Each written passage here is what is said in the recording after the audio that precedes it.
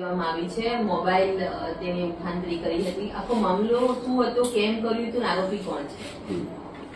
કાળિયા police સ્ટેશનની અંદર 28/8ના રોજ એક ફરિયાદ મળી હતી. ફરિયાદી એમેઝોન કંપની તરફથી હતા અને શશિભૂષણ એમની એવી ફરિયાદ હતી કે સર અમારો 14/7ના રોજ જે મુદ્દામાલ અમદાવાદમાં ડિસ્પેચ કરવાનો હતો, જેની અંદર 164 જેટલા મોબાઈલ અને 42 જેટલા અન્ય પાર્સલ હતા, એ તમામે તમામ પાર્સલ કોઈ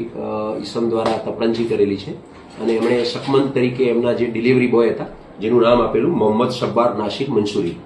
જે ભૂતની આબલી આસ્ટોડિયા ખાડિયા પોલીસ સ્ટેશન વિસ્તારનો રહેવાસી છે.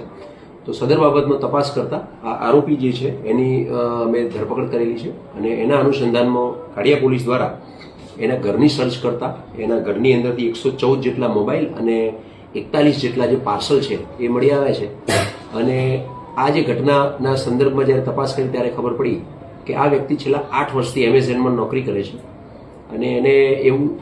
થયેલું કે જ્યારે એમેઝોનનું કોઈ મોટું પાર્સલ આવે ત્યારે હું આ પ્રકારનું કંઈ ગુનાહિત કરું, એટલે 14/7/25ના રોજ એમેઝોનનું એક મોટું પાર્સલ આવેલું, જેની અંદર 164 જેટલા મોબાઈલ, જેની અંદર સેમસંગ 24, આઈફોન વગેરે અલગ અલગ કંપનીના મોબાઈલ હતા અને લગભગ 42 જેટલી અન્ય પાર્સલ હતા, જે નાની મોટી જે ગ્રોસરીઝ મગાવતા હોઈએ છીએ. તો આ તમામે તમામ પાર્સલનું જ્યારે ડિલિવરી બોય તરીકે જ્યારે આને આપવામાં આવ્યું ત્યારે એણે પોતે આ પોતાની રીતે છુપાવી દીધેલું અને એમાંથી કેટલોક મુદ્દામાલ જે છે એનો નિકાલ કરી અને એમાંથી જે એને પૈસા મળેલા હતા એનાથી એ પોતે ઉદયપુર છે, રાજસ્થાનની કેટલી જગ્યાઓ,